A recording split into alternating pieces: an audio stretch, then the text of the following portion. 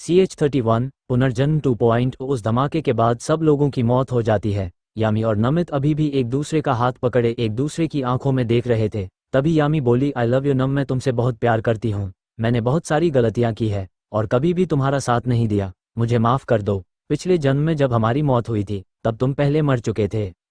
मैं तुमसे कुछ कह या पूछ नहीं पाई थी, लेकिन अब मैं पूछना चाहती हूँ, क्या तुम भी सच में मुझसे प्यार करते हो?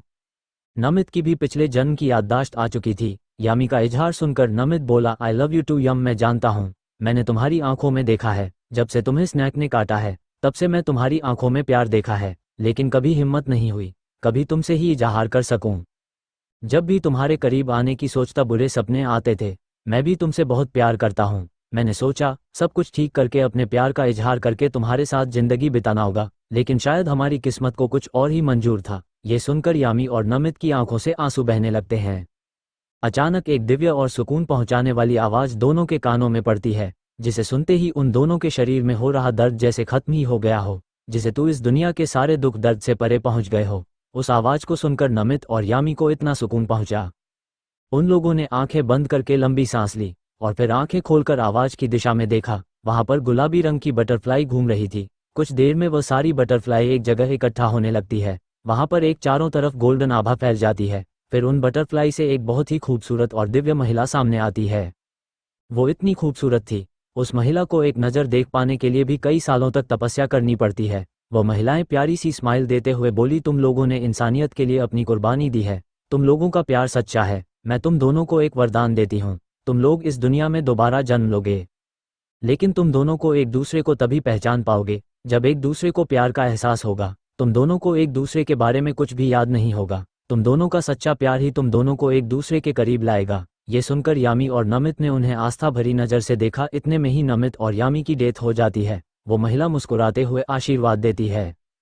फिर वो महिला खुद से बोली, तुम लोगों का आखिरी पड़ाव होगा। अपने श्राप से छुटकारा पाने का तुम दोनों उस जीवन में बहुत सारी कठिनाइयों का सामना करोगे, तभी तुम लोगों का सच्चा प्यार सफल होगा। तुम लोगों ने सारी कठिनाइयां पार करके आखिरी जन्म में अपने प्यार को सफल बना लिया। तुम दोनों को तुम्हारा असली घर, अपनी दुनिया, सच्चे अपने मिल जाएंगे। 20 साल बाद एक छोटा सा 3 मंजिला घर था। उस घर को इस तरह बनाया गया था जिसमें एक छोटा सा खूबसूरत सा परिवार अपनी खुशियों के साथ रह सके। इस घर के चारों तरफ छोटा सा गार्डन था। तीसरी मंजिल पर एक पिंक कलर के रूम में एक लड़की खिड़की के पास बैठी एक टक गार्डन में एक पेड़ को देख रही थी। उस लड़की के आंखों पर डार्क सर्कल थे, जैसे पता नहीं कितने दिनों से वो सोई ना हो। वो लड़की वहां से उठकर बाथरूम में जाकर फ्रेश होती है, एक दिल्ली की होली और पेंट पहनकर नीचे जाती है तो डाइनिंग टेबल पर 3 लोग बैठे ब्रेकफास्ट कर रहे थे। उस लड़की ने उन तीनों को इग्नोर किया। वह बाहर जाने ही वाली थी, डाइनिंग टेबल पर मौजूद आदमी की आवाज़ आए। इस लड़की का नाम तुनिशा ठकराल है, उम्र 20 साल है, निकनेम तनु है, अभी कॉलेज में पढ़ती है। इस लड़की के अंदर बहुत सारे टैलेंट है। यह अपनी पहचान छिपाकर रहती है। दुनिया के सामने सिंपल सी लड़की है, लेकिन ये बहुत ज़्यादा खतरनाक पर्सनैलिटी की है। डाइनिंग टेबल पर मौजूद उसके चाचा जी का नाम रवि ठकराल, चाची जी का नाम मीनाक्षी ठकराल, उनकी बेटी का नाम दिशा ठकराल है। तुनिशा के चाचा चाची उसका घर हड़पने आए हैं। सिटी में खूबसूरत घर किसे नहीं चाहिए। वैसे तो तुनिशा के चाचा चाची मम्मी पापा गांव में रहते थे, लेकिन उसके भाई को एक कंपनी में जॉब मिली थी, जिस कारण उसने ये घर खरीदा था। इस घर में अपनी मम्मी पापा और बहन के साथ शिफ्ट हो गया था, लेकिन एक हादसे में तुनिशा के मम्मी पापा और भाई की एक्सीडेंट में डेथ हो गई। अपने माता पिता और भाई की डेथ का जिम्मेदार तुनिशा खुद को मानती है। उसे इंसोम्निया हो गया है। उसके मॉम डैड की डेथ के बाद जो 4 साल पहले हुई थी। तुनिशा की मम्मी पापा का नाम अविनाश ठकराल और प्रीति ठकराल था। भाई का नाम अंकुर ठकराल था। अंकुर दिवस से 8 साल बड़ा था। अंकुर ठकराल को मुंबई की सबसे बड़ी कंपनी तनेजा कॉर्पोरेशन में मैनेजर की जॉब लगी थी। वो पढ़ाई में बहुत ज़्यादा इंटेलिजेंट था, इसीलिए उसने जल्दी ही प्रमोशन भी पा लिया था। उसने 2 साल के अंदर घर बना लिया था। उन लोगों को सिटी में आए तब करीबन 1 साल ही हुआ था। उनके साथ यह हादसा हो गया। रवि तुनिशा से बोला, तनु चेक पर साइन कर दो। तभी मीनाक्षी अपने चेहरे पर शातिर मुस्कान के साथ बोली, ऐसे रोज चेक साइन करने से अच्छा है सारी प्रॉपर्टी की जिम्मेदारी ही तेरे चाचा जी क्यों नहीं देती। तुनिशा अपनी चाची की चाल अच्छे से समझ रही थी। उन सब लोगों को इग्नोर करके चेक पर साइन कर दिया, घर से बाहर निकल गई। ये घर और प्रॉपर्टी तुनिशा की थी। फिर भी उसके चाचा जी का परिवार अपना घर समझकर उसमें रह रहे थे। तुनिशा से ये भी नहीं पूछा तुम बिना ब्रेकफास्ट क्यों बाहर जा रही हो। उन्हें पैसे चाहिए, वो मिल गए थे। तुनिशा अपनी कॉलेज में जाती है, सब लोगों को इग्नोर करके अपनी क्लास की ओर ही जा रही थी। इतने में एक लड़का तुनिशा के सामने आकर खड़ा हो जाता है और उसको घूरने लगता है। तुनिशा उसे भी इग्नोर करके क्लास की तरफ जाने ही वाली थी। वह लड़का बच्चों की तरह बोला, तनु तुम ऐसा क्यों करती हो? उसके बारे में ना सही कभी अपनों के बारे में सोच कर ही अपना ख्याल रख लिया करो। ये तुनिशा का बेस्ट फ्रेंड प्रभास अग्रवाल था। ये तुनिशा को अपनी बहन मानता है। दुनिया के मम्मी पापा और भाई के जाने के बाद प्रभास ने ही उसे संभाला था। तुनिशा प्रभास को कुछ देर घूरने के बाद बोली, कौन है मेरा अपना? मुझे इस दुनिया में मेरी मॉम, डैड और भाई के बाद कोई अपना दिखता नहीं। ये सुनकर प्रभास इमोशनल होते हुए बोला, क्या दुनिया में नहीं हूँ? मैं तुम्हारा कुछ नहीं लगता क्या? मेरे मम्मी पापा तुम्हारे कुछ नहीं लगते? माना कि तुम्हारी चाची चाचा और तुम्हारी बहन तुम्हारी परवाह नहीं करते, लेकिन ऐसा नहीं है। तुम्हारा इस दुनिया में कोई नहीं है। मैं तुम्हारा भाई हूँ। तुम्हारा एक भाई चला गया तो क्या हुआ, मैं हूँ। तुम्हारा जिंदगी भर तुम्हारा ख्याल रखने के लिए मैंने तुम्हें बोला भी था तुम हमारे साथ रहने के लिए आ जाओ, लेकिन तुमने कहा तुम्हें अपनी माँ बाप और भाई की यादों के साथ रहना है। मैंने तुम्हें कुछ नहीं कहा। अब तुम ऐसा क्यों कर रही हो? ऐसा क्यों बोल रही हो? तुम्हारा इस दुनिया में कोई अपना नहीं है। तुनिशा प्रभास को इग्नोर करके क्लास की तरफ जाने लगती है। तुनिशा का दिल बहुत भारी हो गया था। वह बाहर से कितनी ही कठोर दिखाने की कोशिश करे, लेकिन अभी भी उसका मन करता था किसी के गले लगकर फूट फूट कर रोए, अपने अंदर का अकेलापन सारा निकाल दे। तनीषा ने अपने मन में कहा, मुझे जिंदगी में ऐसा इंसान चाहिए, ये सब कहने का मन करें, जिसके साथ मैं अपना अकेलापन दूर कर सकूं, जिसके साथ मैं सुकून के 2 पल बिता सकूं। अभी तुनिशा अपने मन की उलझन में थी। इतने में क्लास की घंटी बजती है। प्रोफेसर आ जाते हैं। प्रभास भी तुनिशा के पास बैठ जाता है। इसी तरह पूरा दिन बीत जाता है। तुनिशा शाम को अपने घर आती है, अपने रूम में चली जाती है। तुनिशा की बहन निशा उसके के कमरे में खाना रखकर चली जाती है। तो नीचे थोड़ी देर स्टडी करने के बाद खाना खाकर सोने की कोशिश करती है। थोड़ी देर में तुनिशा को नींद आ जाती है, लेकिन अचानक तुनिशा सपने में देखा चारों तरफ आग लगी है। वहां पर बहुत सारी से जली हुई डेड बॉडी पड़ी है। वहां पर 2 लोगों की बॉडी भी जल चुकी है, लेकिन एक दूसरे का हाथ पकड़कर एक दूसरे की आंखों में देख रहे हैं। फिर वो लड़की बोली, आई लव यू नम, मैं तुमसे बहुत प्यार करती हूँ। मैंने बहुत सारी गलतियां की है, लेकिन मैंने इस बार तुम्हारे साथ जिंदगी बिताने का सोचा था, लेकिन हमारी किस्मत ने धोखा दिया। ये सुनकर वह दूसरे जले हुए बॉडी इंसान बोला, आई लव यू यम, मैं भी आपसे बहुत प्यार करता हूँ। इतने में पसीने से लथपथ तुनिशा की आंख खुल जाती है। उसके दिल की धड़कनें भी बेतहाशा धड़क रही थी। तुनिशा ने खुद से कहा, ये सपना मुझे रोज क्यों आता है? ये सपना मुझे पहले भी आता था। तब भैया और माँ की गोद में सर रखने से मुझे वापस नींद आ जाती थी और मैं इस सपने को भूल जाती थी। लेकिन अब किस गोद में सर रख इस बुरे सपने से छुटकारा पाओ? मेरी वजह से ही मॉम, डैड और भाई मुझे छोड़कर चले गए। तुनिशा पिलो में मुंह छुपाकर बुरी तरह रोने लगती है। कुछ देर रोने के बाद तुनिशा कमरे की खिड़की पर जाकर बैठ जाती है। अपने घर के गार्डन में मौजूद पेड़ को एकटक देख हुए उसने सोचा, इस सपने से मेरा क्या कनेक्शन है जो मुझे बचपन से ही रोज आता है? ये सोचकर तुनिशा उस पेड़ को घूरे जा रही थी। इधर कमरे के बाहर एक काली सी परछाई तुनिशा के कमरे के अंदर होने वाली बाहर खड़ी हर हरकत नोटिस कर रही थी। थोड़ी देर में वह परछाई वहीं मौजूद दूसरे रूम में चली जाती है। उस रूम में जाकर लाइट ऑन करती है। वो तुनिशा के चाचा की बेटी दिशा थी। वो भी अपना चेहरा हाथों में भरकर रोते हुए बोली, दीदी मुझे माफ़ कर दो। मैं आपके साथ प्यार से बात नहीं कर सकती, आपको दिलासा नहीं दे सकती, मैं आपको अपने होने का एहसास नहीं दिला सकती। मोम को ज़रा सा भी पता चला मैं आपके साथ प्यार से बात करती हूँ, आपका ख्याल रखती हूँ, वो आपको और ज़्यादा परेशान करेगी। जो मैं रोज़ आपको देख पाती हूँ वह भी नहीं देख पाऊंगी, क्योंकि मम्मा मुझे हॉस्टल भेज देंगी। इसीलिए मुझे आपसे दूरी बनाकर रखना पड़ता है। लेकिन दीदी मुझे आपको इस हालत में देखकर बहुत तकलीफ होती है। दीदी आप सब कुछ भूलकर आगे क्यों नहीं बढ़ जाती है? इधर एक बड़े से अंधेरे कमरे में किंग साइज बेड पर कोई नींद में इधर उधर हाथ पर मारते हुए पसीने में भीग एक ही बात बोल रहा था, यम आई लव यू, तुम कहाँ हो? जल्दी मेरे पास आ जाओ, मैं तुम्हारे बिना नहीं रह सकता।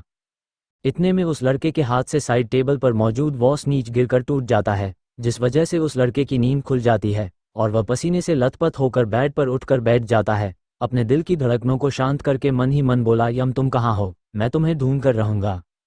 अंधेरे रूम से निकलकर बालकनी में जाकर रेलिंग पर हाथ रखकर एक टक चांद को देखने लगता है। अपने मन में बोला, यम तुम कहाँ हो? मुझे सुकून चाहिए। 20 साल हो गए सुकून की तलाश में, लेकिन तुम मिली ही नहीं। कितना इंतजार और करोगी? जल्दी आ जाओ, कहीं ऐसा ना हो तुम्हारा नम मर जाए, उसके बाद तुम आओ। CH32 अनिरुद्ध और तुनिशा की पहली मुलाकात एक अंधेरे कमरे की बालकनी में चांद की रोशनी पड़ रही थी। उसमें एक लंबी सी परछाई खड़ी थी। इसका नाम अनिरुद्ध तनेजा है। इसकी उम्र 24 साल है। ये तनेजा कॉरपोरेशन का CEO है। इसके मॉम डैड मिस्टर आकाश तनेजा और मैसेज राशि तनेजा और उसके दादाजी रणदीप तनेजा है। अनिरुद्ध की मॉम की डेथ अनिरुद्ध के जन्म के समय ही हो गई थी। आकाश तनेजा अपनी वाइफ राशि से बहुत प्यार करते थे, जिसके कारण उन्होंने कभी भी अपने बेटे से बात नहीं की। आकाश जब भी अनिरुद्ध को देखते तो उन्हें अपनी वाइफ के आखिरी पल याद आ जाते, जिसके कारण वह अनिरुद्ध से दूर ही रहते थे। आकाश अमेरिका में तनेजा कॉरपोरेशन की ब्रांच संभालते थे। आकाश 2-3 महीने में एक बार अपने पिता से मिलने आते थे। आकाश ने अमेरिका में राशि टेक्सटाइल बिजनेस भी संभालते थे, उसके चेयरमैन थे। अनिरुद्ध और तुनिशा दोनों ही एक चांद को देखते हुए तो एक गार्डन में मौजूद पेड़ को देखते हुए अपनी आंखों में ही रात बिता देते हैं। अगली सुबह ठकराल हाउस तुनिशा का रूम में जब उसने देखा सुबह की 8 बजे बज गए हैं, उसके कॉलेज जाने का टाइम हो गया था। वॉशरूम में फ्रेश होने चली गई। थोड़ी देर बाद रेड कलर की हुडी और लूज जीन्स पहनकर बाहर निकली। तुनिशा ने अपनी स्पोर्ट्स बाइक निकाली और अपनी कॉलेज की तरफ निकल गई। मनीषा थोड़ी दूर पहुंची थी कि इतने में रेड लाइट हो गई। तुनिशा ने अपनी बाइक रोकी और अपनी नज़रें इधर उधर घुमा ही रही थी। इतने में उसकी नज़र बुगाटी ला वॉइचर 9 पर गई, जिसकी कीमत 106 करोड़ रुपये से ज़्यादा थी। उसमें एक बहुत ही हैंडसम लड़का बैठा था। वह साक्षात कामदेव का अवतार लग रहा था। हैंडसम लड़के के काले बाल, नीली आंखें, गोरा रंग, हल्की हल्की दाढ़ी, गुलाबी होंठ, छोटा सा नाक, बड़ी बड़ी आंखें, पतली भौहें, परफेक्ट धनुष आकार की बड़ी बड़ी पलकें। उसे देखकर ऐसा लग रहा था लड़की को भी जलन हो जाए। वह अपने लैपटॉप पर सीरियस होकर काम कर रहा था। उसे अपने आसपास क्या हो रहा है इस चीज़ की बिल्कुल भी परवाह नहीं थी। उसे देखते ही तुनिशा दिल जोर जोर से धड़कने लगा, जिसे महसूस करते ही अपने दिल पर हाथ रखकर बोली, आज तुम्हें क्या हुआ है, इतना क्यों उछल रहे हो? फिर अपने सामने उस लड़के को देखते हुए बोली, लगता है तुम्हें भी यह पसंद आ गया। फिर तुनिशा उसे एकटक प्यार भरी नज़रों से उसे हैंडसम लड़के को ही देखी जा रही थी। उस लड़कों को भी अपने ऊपर किसी की नज़रों की तपिश महसूस हुई। उसने सर घुमाकर देखा तो एक लूज रेड कलर की हुडी में टॉम टाइप की लड़की खाई थी, जिसकी आंखों पर डार्क सर्कल की एक लेयर थी। वैसे तो वह लड़की बहुत खूबसूरत थी, लेकिन उस लड़की को देखकर ऐसा लग रहा था जैसे जानबूझकर उनकी खूबसूरती को छुपाया जा रहा हो। उस लड़की को देखकर ऐसा लग रहा था जैसे सफ़ेद कागज़ को पूरा ही कोरा छोड़ दिया गया हो। उस लड़की की ग्रे आंखें थी, आंखों पर बड़ा सा नज़र का चश्मा लगा हुआ था, फिर भी उसकी आंखों में अकेलापन, उदासी, दर्द ही दिख रहा था। उसके लाल होठों पर सूखी स्किन की जमी हुई थी, दूध का गोरा रंग, लेकिन कोई चमक नहीं थी। लेकिन इस वक्त उसे देखते हुए उस लड़की की आंखें तारों की तरह टिमटिमा रही थी। इतने में ग्रीन लाइट हो जाती है और अनिरुद्ध की कार आगे बढ़ जाती है। तुनिशा अनिरुद्ध की कार को जब तक देखती रहती है तब तक उसकी आंखों से ओझल नहीं हो जाती। इतने में ही पीछे से कई गाड़ियों के शोर की आवाज़ आती है। तब जाकर तुनिशा अपने होश में आती है। अपनी स्पोर्ट्स बाइक लेकर अनिरुद्ध की एक ख्यालों में खोई हुई कॉलेज में पहुंच जाती है। किधर अनिरुद्ध की कार में अनिरुद्ध ने अपने ड्राइवर को पार्टीशन ऑन करने का ऑर्डर दिया। लैपटॉप एक साइड में रखकर मुट्ठी बांधकर अपने मन में बोला, यह मैं क्या कर रहा था? मैं किसी दूसरी लड़की को कैसे देख सकता हूँ? मुझे अपनी यम के अलावा किसी को ना देखना, ना किसी के बारे में सोचना। ये बोलकर उसने उस बाइक वाले लड़की से ध्यान हटाने के लिए अपने लैपटॉप पर जल्दी जल्दी काम करना शुरू कर दिया। फिर अचानक कि अनिरुद्ध के दिमाग में कुछ आया। उसने लैपटॉप पर एक फाइल खोली। उसमें एक लड़की की बहुत सारी तस्वीरें थी। उनमें से एक तस्वीर को वॉलपेपर पर लाकर उस पर हाथ फिराते हुए बोला, यम मैं बस तुम्हारा हूँ और तुमसे प्यार करता हूँ। तुम्हारे अलावा मैं किसी भी लड़की को अपनी लाइफ में नहीं आने दूंगा। इधर से कॉलेज में तुनिशा पहुंचती है। उसका रास्ता एक लड़का और लड़की रोक लेते हैं। ये देख तुनिशा दोनों को घुरकर देखती है। प्रभास बोला, तुम ऐसे हम लोगों को हमेशा इग्नोर नहीं कर सकती। ये सुनकर तुनिशा और प्रभास की दोस्त ऋचा बोली, हाँ तुनिशा, प्रभास सही बोल रहा है, तुम हमारे साथ ऐसा कैसे कर सकती हो? तुनिशा फिर भी उन दोनों को इग्नोर करके अपनी क्लास की तरफ चली जाती है। ऋचा और प्रभास एक दूसरे को देखते हैं, फिर मुंह बनाकर तुनिशा के पीछे पीछे चलने लगते हैं। ऋचा और प्रभास ने मन में सोचा, हम लोग भी तुम्हारे सच्चे दोस्त हैं। हम भी देखते हैं तुम कितने दिनों तक उदास रहती हो, हम भी तुम्हारी दुनिया में खुशियां लाकर रहेंगे। इधर अनिरुद्ध अपनी ऑफिस पहुंचता है। बिना किसी पर ध्यान दिए अपनी प्राइवेट लिफ्ट में अपने फ्लो का बटन दबाता है। अनिरुद्ध के एम्प्लॉय भी उसे नहीं जानते, क्योंकि वह हमेशा अपने फेस कवर रखता, जिसके कारण उसके बारे में अजीब अजीब सी अफवाह फैली हुई है। जब अनिरुद्ध कॉलेज में था तब उसके साथ एक हादसा हुआ था। इसके बाद से ही अनिरुद्ध दूसरों के सामने जाने से अनकंफर्टेबल फील करता है। अनिरुद्ध लोगों से कम मिलता है और रिजर्व रहता है, जिसके कारण लोग उसे बुरा आदमी समझते हैं। उसके बारे में हर जगह अजीब अजीब से अफवाहें फैली है। उनमें से कितनी सच्चाई है तो किसी को नहीं पता। थोड़ी देर में अनिरुद्ध की लिफ्ट रुकती है। वह अपनी केबिन की तरफ जा ही रहा था। अनिरुद्ध का असिस्टेंट राहुल सामने से दौड़ता हुआ आया और बोला, बॉस एक प्रॉब्लम हो गई है। राहुल की बात सुनकर अनिरुद्ध शांति से बोला, क्या हुआ? अनिरुद्ध का असिस्टेंट राहुल बोला, बॉस थोड़ी देर में हमें यूएस की कोस्टा कॉरपोरेशन के CEO Miss Ellie Johnson 20 minute में मीटिंग के लिए आने वाली हैं। हमारे प्रोजेक्ट की डिटेल किसी ने रावत कॉरपोरेशन को बेच दी है। रावत कॉरपोरेशन हमसे ये प्रोजेक्ट छीनने की कोशिश कर रहा है। अभी थोड़ी देर पहले मिस एली का फ़ोन आया था। मिस एली बोली आपका प्रोजेक्ट कॉपी है, इसलिए हम आपके साथ काम करने से पहले कंफर्म कर लेना चाहते हैं आपका प्रोजेक्ट किसी और कंपनी का कॉपी तो नहीं किया हुआ है। मिस एली ने मुझे प्रोजेक्ट की सारी डिटेल सेंड की है जो कि हमारे प्रोजेक्ट की है, इसलिए बॉस हम इतनी जल्दी प्रोजेक्ट की प्रेजेंटेशन कैसे तैयार करें।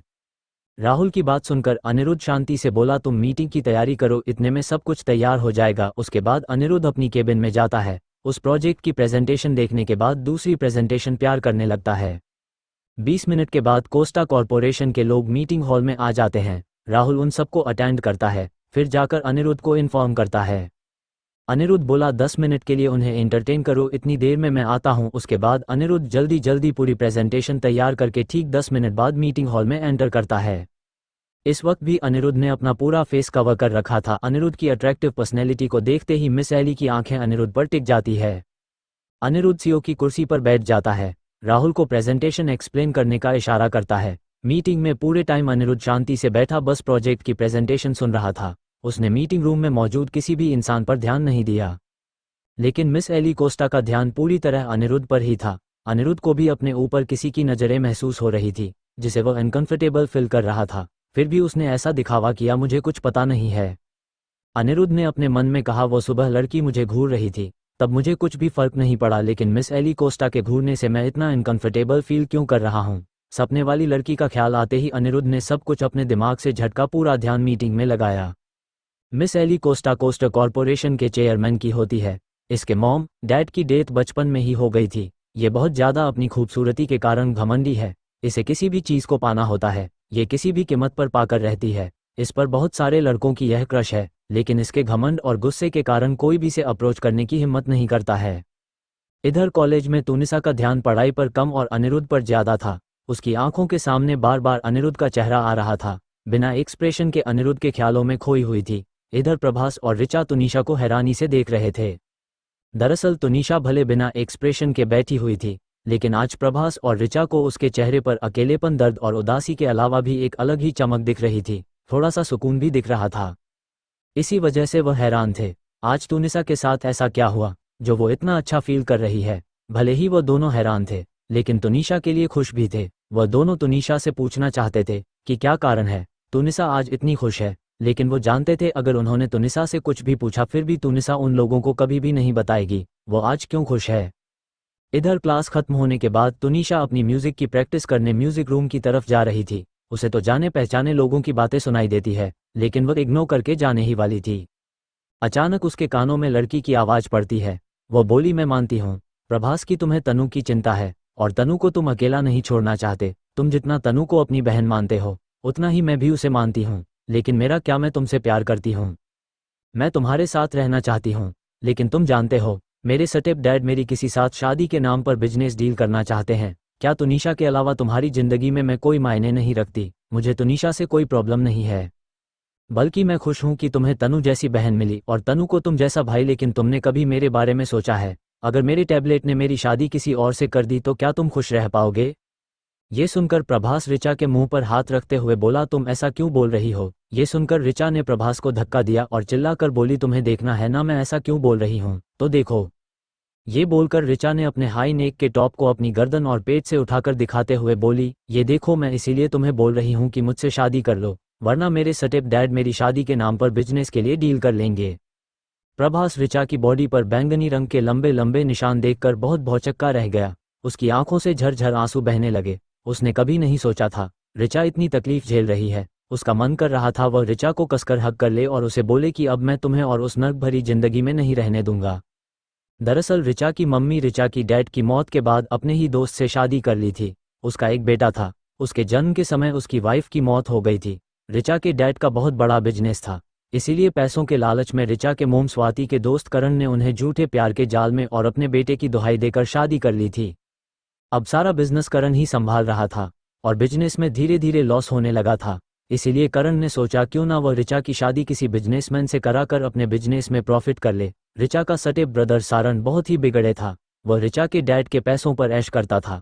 उसके स्टेप डैड अपने बेटे को कुछ भी नहीं बोलते थे। कई बार तो सारण ने ऋचा के साथ भी बदतमीजी की थी। वह ऋचा को कभी भी अपनी बहन नहीं मानता था। CH33 रिचा का दर्द और तुनिशा का एक्सीडेंट। तुनिशा म्यूजिक की प्रैक्टिस करने के लिए म्यूजिक रूम की तरफ जा रही थी, तभी उसके कानों में दो जाने पहचाने लोगों के बात करने की आवाज़ आई। वह उन्हें इग्नोर करके जा ही रही थी, इतने में ही उस लड़की की बात सुनकर रुक गई। जब तुनिशा थोड़ी पास जाकर उन दोनों लोगों को देखा, वहां पर प्रभास और रिचा खड़े थे। रिचा आंखों में आंसू थे। प्रभास रिचा से अपनी नज़रें चुरा रहा था, लेकिन अगर कोई ध्यान से देखता तो उसकी आंखों में भी नमी थी। तुनिशा उन दोनों की प्रॉब्लम के बारे में जानने के लिए वहीं रुककर पूरी बात सुनी लगती है। तभी रिचा बोली, मैं मानती हूँ प्रभास, तुम्हें तुनिशा की चिंता है, तुम उसे अकेला नहीं छोड़ना चाहते। तुम्हें लगता है कि तुम मेरे साथ रिलेशनशिप में आकर तुम तुनिशा प्रायोरिटी नहीं दे पाओगे, लेकिन प्रभास तुम जानते हो तुम जितना तुनिशा खुश चाहते हो उतने ही मैं भी चाहती हूँ। मैं कभी भी तुम दोनों भाई बहन की रिश्ते के बीच नहीं आ सकती, फिर भी तुम मेरे साथ ऐसा कर रहे हो। ये सुनकर प्रभास रिचा आंखों में देखते हुए बोला, तुम इस तरह जल्दी क्यों कर रही हो, थोड़ा वेट कर लो। जैसे ही हमारी कॉलेज पूरी होगी मैं सब कुछ ठीक कर दूंगा। ये सुनकर रिचा को गुस्सा आ गया। उसने गुस्से में कहा, कब तक वेट करूं जब मेरा सोतेला बाप मुझे किसी बिजनेस डील के लिए भेज दिया, फिर मैं खुद की जान ले लो। उसके टॉर्चर से तंग आकर रिचा की बात सुनकर तो तुनिशा और प्रभास दोनों ही हैरानी से उसको देखने लगते हैं। तो रिचा प्रभास की आंखों में सवाल पड़ते हुए रोने लगी और अपने हाई नेक टॉप को अपनी गर्दन और कमर से उठाकर दिखाती है, तो उसकी गर्दन और कमर पर बड़े बड़े नीले गहरे निशान थे, जैसे उसे किसी ने बुरी तरह पीटा हो। कुछ घाव के निशान गहरे, कुछ हल्के घाव के निशान है। उन घावों की देखकर ऐसा लग रहा था कई घाव बहुत ज्यादा पुराने हैं, कुछ घाव कुछ दिन पुराने हैं, कुछ घाव जैसी कल की ही हो। ये सोचकर प्रभास की आंखों से आंसू बहने लगते हैं और वह सवालिया नजरों से रिचा की ओर देखने लगता है, जैसे वह चाहता हो रिचा उसे पूरी बात बताएं। तब रिचा बताती है, उसकी मॉम स्वाति नंदा ने उसके डैड का बिजनेस संभालने के लिए अपने दोस्त करण श्रीवास्तव से मदद मांगी थी, तो उसने अपने बेटे का वास्ता देकर और उसकी मॉम के सामने अपना प्यार का इजहार करके उसकी मम्मी से शादी कर ली। उसके बाद करण ने सारा बिजनेस अपने कंट्रोल में ले लिया। अब उसका बिजनेस घाटे में जा रहा है, तो वो मेरी मॉम को कहीं भी बिजनेस ट्रिप भेजकर घर पर उसे टॉर्चर करता है। रिचा उसे बताती है, तकरीबन 5 दिन पहले की बात है, जब मैं कॉलेज से घर गई तब घर पर मेरी मॉम नहीं थी। जब मैंने मेड से मॉम के बारे में पूछा तो मेड ने बताया मेरी मॉम कुछ दिनों के लिए बिजनेस ट्रिप पर गई है। मेरे लिए यह कोई नई बात नहीं थी। मुझे यकीन आज मेरे डैड करण और सारन मुझे पक्का तंग करेंगे, लेकिन मैंने सोचा कोई बात नहीं, अपनी मम्मी के लिए इतना तो सहन करना बनता है। फिर मैं आराम से फ्रेश होकर स्टडी करने बैठ गई थी। अचानक रात को तकरीबन 8 बजे के आसपास मुझे बाहर हॉल में शोर सुनाई दिया, जिसे सुनकर मैं सीढ़ियों से जब नीचे गई तो मैंने देखा कि सारन और मेरे सौतेले पिता करण एक अधेड़ उम्र के आदमी के साथ अंदर आकर सोफे पर बैठे हैं। उनके साथ 2 और अधेड़ उम्र के आदमी थे, लेकिन वो थोड़ी दूरी पर बैठे थे। मेरे डैड करण और सारन उस अधेड़ उम्र के आदमी की चापलूसी कर रहे थे। ये सब मैं सीढ़ियों पर खड़ी होकर देख रही थी कि इतने में सारन की नज़र मुझ पर गई, तो उसने एक्साइटेड होते हुए उस आदमी को देखकर कहा, देखिए सर, मेरी बहन आ गई। ये बोलकर उसने मेरी तरफ इशारा किया। उस अधेड़ उम्र के आदमी ने मेरे तरफ हवस भरी नज़रों से ऊपर से नीचे देखते हुए बोला, ये तो बहुत हॉट है, मुझे ऐसी ही लाइफ पार्टनर चाहिए थी। ये सुनकर मेरे डैड और सारन दोनों ही सेटिस्फाइड लग रहे थे। ये सब सुनकर देखकर मेरा खून खौल गया और मैंने गुस्से में कहा, कौन है, किसकी लाइफ पार्टनर? ये सुनकर वह आदमी अजीब सी हंसी हंसते हुए बोला, तुम हो मेरी होने वाली वाइफ। ये सुनकर मैं एकदम हैरान हो गई। मैंने सोचा था मेरे डैड और सारन बहुत ज़्यादा गिरे हुए हैं, लेकिन मैंने यह नहीं सोचा था कि वह लोग इतने गिरे हुए हैं कि मुझे किसी मेरे बाप की उम्र के आदमी को बिजनेस में प्रॉफिट के लिए बेच देंगे। लेकिन आज मेरा ये भ्रम भी दूर हो गया था। इसीलिए मैंने गुस्से में करण और सारन को देखते हुए बोला, आप लोग कितनी भी कोशिश क्यों ना कर लो, मेरी माँ मेरे साथ ऐसा कभी नहीं होने देगी। ऐसा ना हो कि ज़्यादा के लालच में जो आप लोगों के हाथ में है वह भी छिन जाए। ये सुनकर सारन को गुस्सा आ गया। वह मेरी तरफ दौड़ते हुए आया। इससे पहले मैं उससे बचकर भाग पाती, उसने जल्दी से मेरे पास आकर मेरे बाल पकड़े और मुझे सीढ़ियों से घसीटे हुए। मुझे इतना दर्द हो रहा था, मैं बता नहीं सकती। मेरे घुटने छिल गए थे और मेरी पीठ पर भी बहुत सारी खोजें आ गई थी, उनसे लगभग खून बहने लगा था। लेकिन उन लोगों ने मेरे ऊपर बिल्कुल भी दया नहीं की और मुझे ले जाकर उस अधेड़ उम्र के आदमी के पैरों में पटक दिया। फिर मेरे डैड गुस्से में उठकर मेरे पास घुटनों के बल बैठकर मेरे बालों को कसकर पकड़कर खेलते हुए बोला, बिच, तुम्हारी इतनी हिम्मत कि तुम मुझे मना करोगी? मैंने तुम्हारी मोम को 10 दिन के लिए बिजनेस ट्रिप पर भेज दिया है। इन 10 दिनों के अंदर तुम्हें इतना टॉर्चर करूंगा कि तुम खुद मेरे पैर पकड़कर बोलोगी कि तुम इस शादी के लिए तैयार हो। फिर डैड ने मेरे बालों को झटके से छोड़ दिया, जिससे मेरा सर उस आदमी के पैरों में जा लगा। उस आदमी ने भी मेरे सर पर लात मारी, जिस वजह से मैं जाकर कॉफ़ी टेबल से भिड़ी, जिस वजह से मेरी कमर में बुरी तरह चोट आए।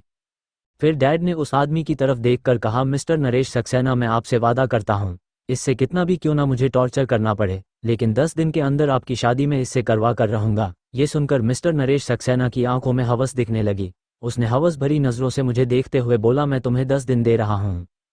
उसके बाद मैं इस हॉट गर्ल को अपने बिस्तर पर चाहता हूँ, तब मैं तुम्हारी कंपनी को पूरी तरह सपोर्ट करूंगा।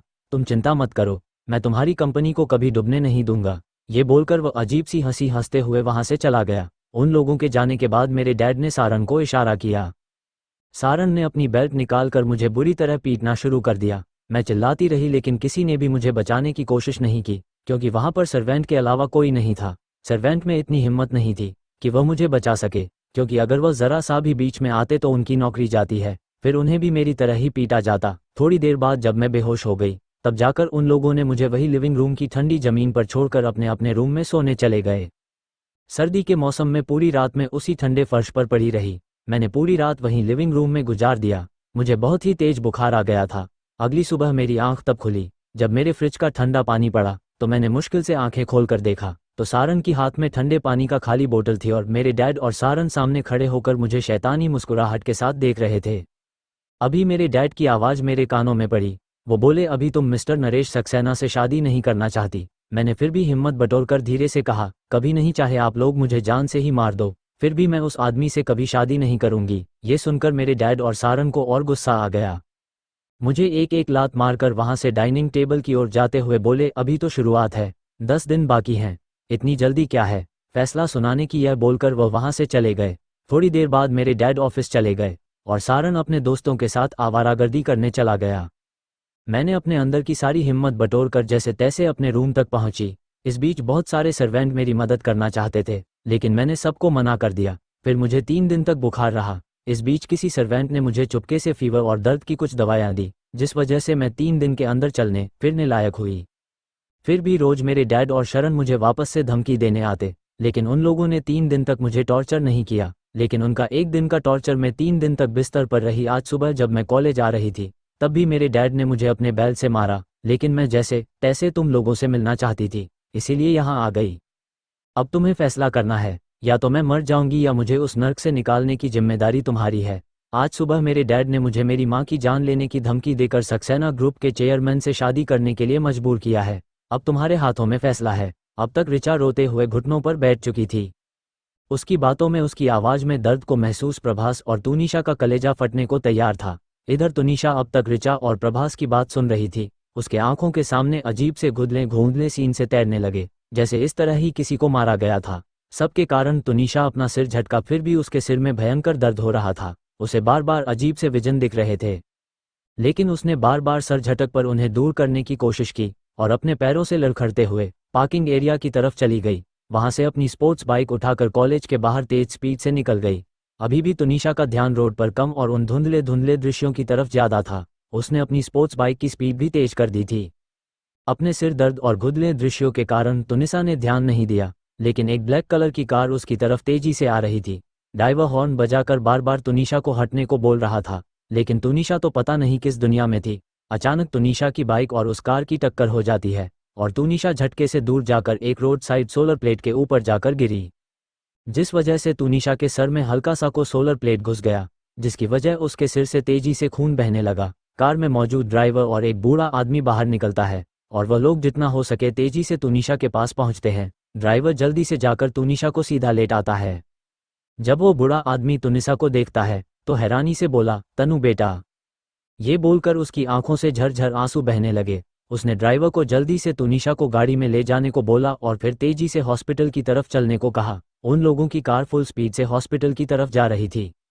उस बूढ़े आदमी ने तुनिशा का सर अपनी गोद में रखकर दर्द भरी आवाज में बोला, तनु बेटा, आंखें खोलो, तुम्हें क्या हुआ है। लेकिन तुनिशा कोई भी रिस्पांस नहीं दे रही थी। उस बूढ़े आदमी ने तुनिशा के सिर से पहले खून को रोकने की बहुत कोशिश की, लेकिन तेजी से तुनिशा सिर से खून बह रहा था।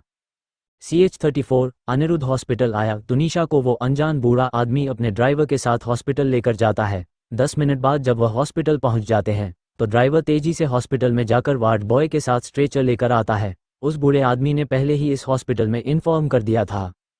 इस हॉस्पिटल का सबसे बड़ा शेयरधारक वही था, इसीलिए डॉक्टर की एक टीम भी दौड़कर वहां आती है और तुनिशा को चेक करते हुए स्पीड से उसका स्ट्रेचर VIP वार्ड की तरफ ले जाते हैं। VIP बोर्ड में पहुंचते ही पूरी डॉक्टर टीम तुनिशा का इलाज करने लग जाती है। थोड़ी देर बाद जब तनीषा का इलाज कंप्लीट हो जाता है, डॉक्टरों की टीम बाहर उस बूढ़े आदमी के पास आकर डॉक्टर की टीम का हेड बोला, रणदीप सर, अभी हम उनके बारे में कुछ नहीं कह सकते, 24 घंटे के बाद ही हम उनके बारे में कुछ कह सकते हैं। ये सुनकर रणदीप ने नम आंखों से सिर हिलाया और डॉक्टर की टीम वहां से चली गई। उस अनजान बूढ़े आदमी का नाम मिस्टर रणदीप तनेजा है। ये तनेजा फैमिली का हेड और अनिरुद्ध के दादाजी है। मिस्टर संदीप तनेजा ने अपने मन में कहा, अंकुर मुझे माफ़ कर दो, मैंने तुमसे वादा किया था कि मैं तुम्हारी बहन का ख्याल रख लगा, लेकिन ये देखो आज क्या हो गया। मैं तुम्हारे साथ किए गए वादे को नहीं निभा सका। रणदीप तनेजा सोचते हैं कि वह किस तरह अंकुर से मिले थे और उन्होंने अंकुर के एक्सीडेंट के बाद हॉस्पिटल में वादा किया था कि वह जिंदगी भर उसकी बहन का ख्याल रखेंगे। उस वक्त को याद करने लगते हैं जब वो पहली बार अकुन मिले थे। दरअसल ये तकरीबन 7 साल पहले की बात है, जब वह तनेजा को ऑपरेशन संभालते थे। उनका बेटा राशि के डेथ के बाद हमेशा से ही अमेरिका में रहता था। वह कभी कभार उनसे मिलने आता था। अनिरुद्ध भी अपनी पढ़ाई कंप्लीट करने के लिए ऑस्ट्रेलिया चला गया था। तनेजा कॉर्पोरेशन में मैनेजर के तौर पर इंटरव्यू थे। तब वो इंटरव्यू ले रहे थे, तभी एक 21 साल का हैंडसम सा लड़का आया। वह देखने में ही साधारण फैमिली का लग रहा था, इसीलिए उसे देखते ही रणदीप जी का और बाकी सब के सामने उस लड़के के इंप्रेशन डाउन हो गया था। लेकिन जैसे ही उन लोगों ने इंटरव्यू स्टार्ट किया तो उसके जवाब ने उन इंटरव्यूज़ को हैरान कर दिया था। सब लोग उसकी इंटेलिजेंस से बहुत ज़्यादा प्रभावित हुए थे। उसके बाद उन्होंने उसे फाइनेंस मैनेजर के रूप में रख लिया था। फिर धीरे धीरे उसके काम से संतुष्ट होने के बाद रणदीप जी ने फैसला किया कि वह हर मीटिंग में अंकुर को अपने साथ लेकर जाएंगे। इसीलिए वह हर मीटिंग में अंकुर को अपने साथ लेकर जाते थे। उसने 1 साल में ही बहुत ज़्यादा तरक्की कर ली। तकरीबन 1 साल बाद एक बार वह लोग मीटिंग में गए थे, तभी एक गैंगस्टर एक लड़की को छेड़ रहा था। रणदीप जी ने उसे बचाया। तब वो गैंगस्टर रणदीप जी को मारने के लिए तैयार हो गया था, लेकिन उसके बॉडीगार्ड होटल के बाहर थे।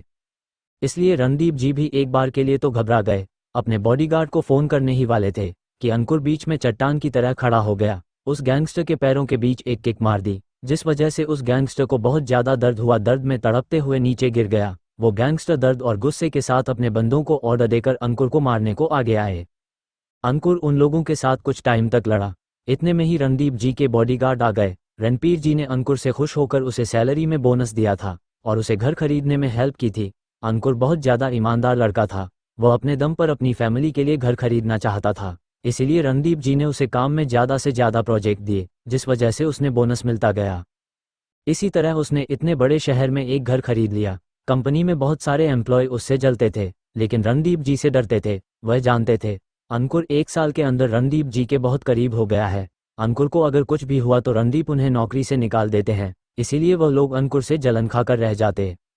एक दिन उस गैंगस्टर ने तुनिशा और अंकुश साथ में थे, तब अंकुर पर हमला कर दिया। लेकिन तुनिशा को देखते ही उसका दिल तुनिशा पर आ गया। तुनिशा उस टाइम 16 साल की थी, लेकिन उस गैंगस्टर ने उसकी उम्र पर नज़रअंदाज करते हुए अंकुर से बोला, मैं तुम्हें छोड़ दूंगा, लेकिन तुम्हारी बहन की शादी मुझसे करवानी होगी। ये सुनकर अंकुर को गुस्सा आ गया। वो उस गैंगस्टर के साथ बुरी तरह लड़ने लगा। इधर तुनिशा ने पुलिस को फ़ोन कर दिया। पुलिस उस गैंगस्टर को गिरफ्तार कर लिया। इसीलिए उस गैंगस्टर को 6 महीने की सज़ा हुई।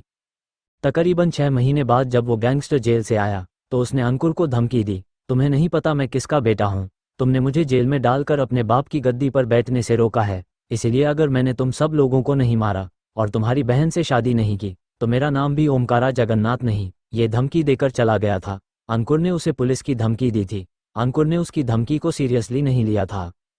कुछ दिन बाद रणदीप जी को पता चला कि अंकुर उसकी मॉम डैड का एक्सीडेंट हो गया है। वो लोग अंकुर की मॉम डैड प्रीति और आकाश का मंथली चेकअप करवाने जा रहा था। अंकुर ने अपनी जॉब लगते ही डिसाइड किया था वो अपनी मॉम डैड का मंथली चेकअप कराएगा, क्योंकि अंकुर कभी भी अपनी मॉम डैड और तुनिशा की हेल्थ को लेकर रिस्क नहीं लेना चाहता था। तुनिशा का भी मंथली चेकअप तो नहीं, लेकिन कभी कभी अंकुर ज़बरदस्ती तुनिशा का चेकअप करवा लेता था। इसी तरह उस दिन भी वो लोग अविनाश और प्रीति का मंथली चेकअप कराने हॉस्पिटल गए थे कि इतने में रास्ते में एक ट्रक ने टक्कर मार दी थी। जब रणदीप जी को इस बारे में पता चला तब वह हॉस्पिटल में आए थे तो उन्होंने तुनिशा को बुरी तरह रोते देखा था।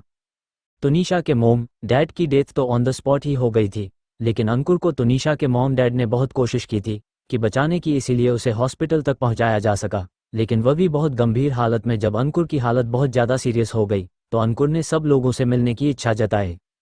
तब अग्रवाल फैमिली और रणदीप जी अंकुर के पास तुनिशा को लेकर गए। तब अंकुर ने अग्रवाल फैमिली और रणधीर से तुनिशा का ख्याल रखने का वादा लिया था और तुनिशा से भी माफ़ी मांगते हुए अंकुर ने तनीषा से खुद का ख्याल रखने का और स्ट्रांग बने रहने का वादा लिया था। कुछ और बातें करने के बाद थोड़ी देर में अंकुर की सांसें भारी होने लगी और थोड़ी देर में अंकुर की भी डेथ हो गई थी। रणदीप जी अभी अपने ख्यालों में थे कि अचानक उनके कंधे पर एक हाथ आया। रणधीर जी ने अपने ख्यालों से बाहर आकर जब अपने पास मौजूद इंसान को देखा तो अनिरुद्ध को वहां देखकर हैरान हो गए। फिर वो अनिरुद्ध को सवालिया नजरों से देखने लगे तो अनिरुद्ध अपनी कठोर आवाज में बोला, आप हॉस्पिटल में क्या कर रहे हैं? जब मैं आपको ख्याल रखने को बोलता हूँ तब तो आप बोलते हैं कि आप फिट और फाइन है।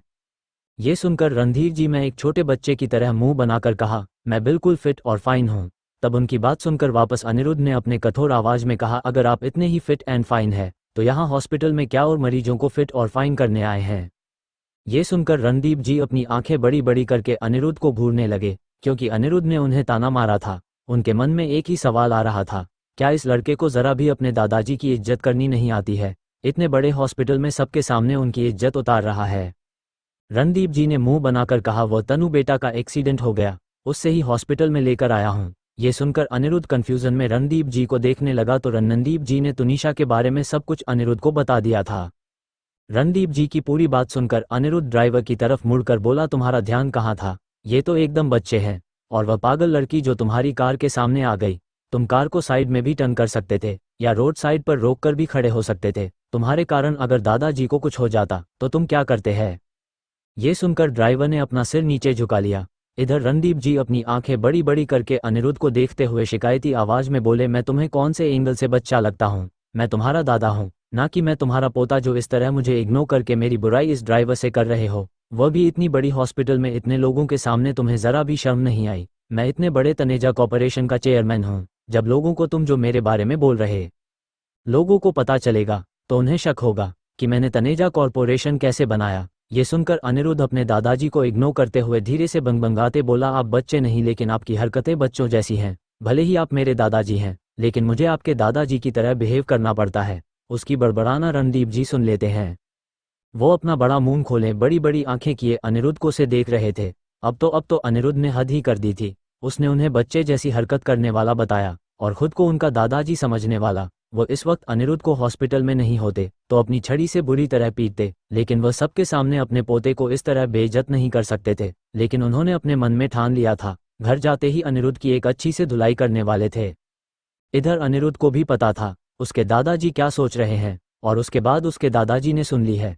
अनिरुद्ध ने अपने मन ही मन कहा, ओह गॉड, ये क्या बोल दिया मैंने? आज तो पक्की घर जाकर धुलाई होने वाली है। फिर बोला, गॉड प्लीज बचा लेना, आज तो कैसे भी दादाजी से दूर ही रहना पड़ेगा। फिर उसे अचानक याद आता है कि वह यहाँ हॉस्पिटल में कैसे पहुंचा।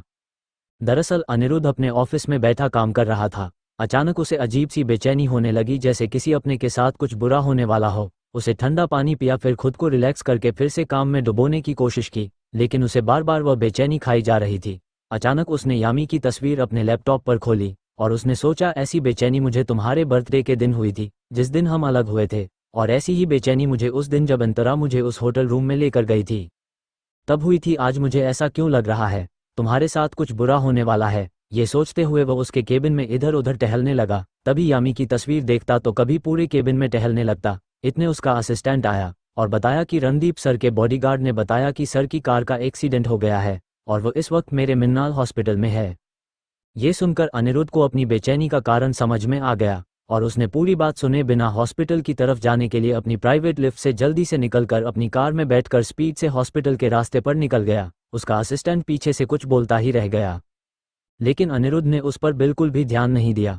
वो इस वक्त अपने दादाजी की टेंशन में जल्द से जल्द हॉस्पिटल पहुंचना चाहता था, इसीलिए उसने बिना किसी बात की परवाह किए सीधा हॉस्पिटल की ओर निकल गया। यहाँ आकर उसने देखा उसके दादाजी सही सलामत खड़े, इसीलिए उसने चैन की सांस ली। फिर अपने दादाजी के पास आकर उन्हें आवाज लगाई, पर वह पता नहीं किन ख्यालों में डूबे थे, इसीलिए अनिरुद्ध ने उनके कंधे पर हाथ रखा तो वह अपने होश में वापस आए। CH35 तुनिशा तनेजा हाउस में अनिरुद्ध ने अपने दादाजी को वही हॉस्पिटल में छोड़कर हॉस्पिटल से बाहर आकर अपने मन में सोचा, शायद दादाजी का एक्सीडेंट हुआ, इसीलिए मुझे बेचैनी हो रही थी। शायद मेरी यम को कुछ नहीं हुआ, लेकिन फिर मेरे दिल में हल्की सी बेचैनी है। फिर उसने मन में ही कहा, यम तुम कहाँ हो? मुझे तुम्हारी बहुत याद आ रही है। आज तुम मेरे पास होती, सब मेरी बेचैनी को कम कर पाती। अनिरुद्ध ने अपनी कार बैठकर शहर की बाहर की तरफ निकल गया। इधर हॉस्पिटल में दादाजी अभी अनिरुद्ध कोस रहे थे कि अचानक एक नर्स तुनिशा के वार्ड से बाहर निकल कर आए। रणदीप जी से बोली, सर मैम को होश आ गया। ये सुनकर रणदीप जी अपनी छड़ी के सहारे जल्दी जल्दी चलकर हॉस्पिटल वार्ड में पहुंचे तो वहां उन्होंने देखा कि तुनिशा एक टक सीलिंग को देख रही थी।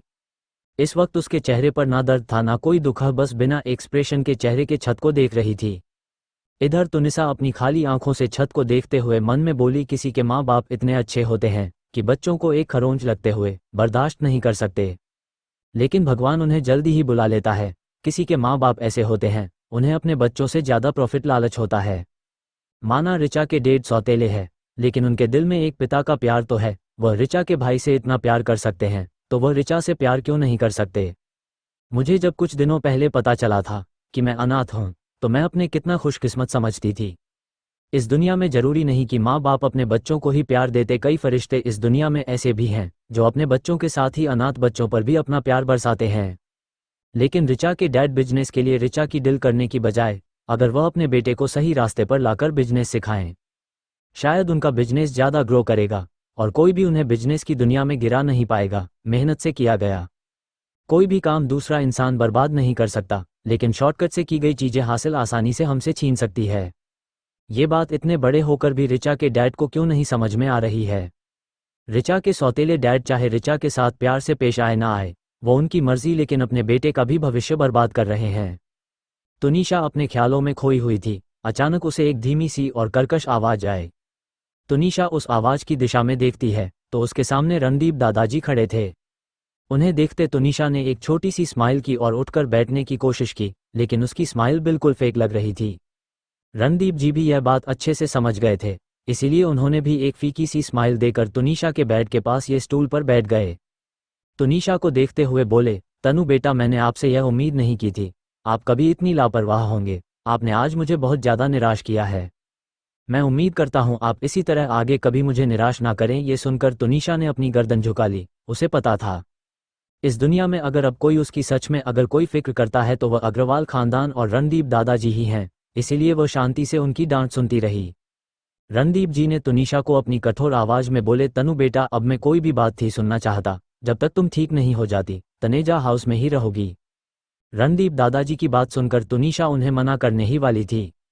दादाजी, तुनिशा रोकते हुए बोले, नो आर्गुमेंट। अगर तुमने बहस की तो मुझसे बुरा कोई नहीं होगा। मैं कभी भी तुमसे बात नहीं करूंगा और अपना ख्याल नहीं रख लूंगा।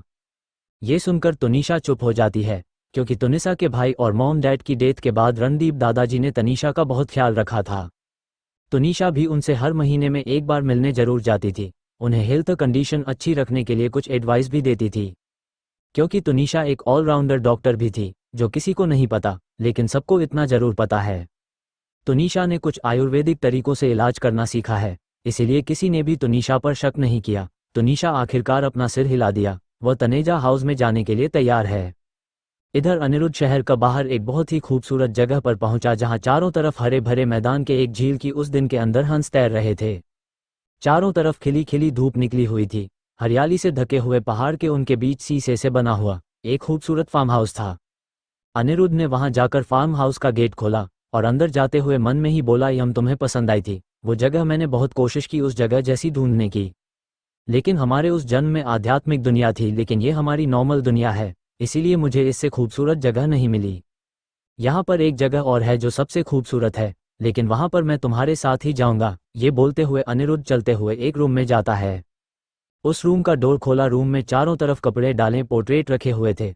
अनिरुद्ध जाकर सारे फोटो से कपड़े हटाता है। उनके पोर्ट्रेट में एक खूबसूरत लड़की की पेंटिंग बनी हुई थी, जो लड़की के अलग अलग एक्सप्रेशन और एक्टिविटी दिखा रहे थे।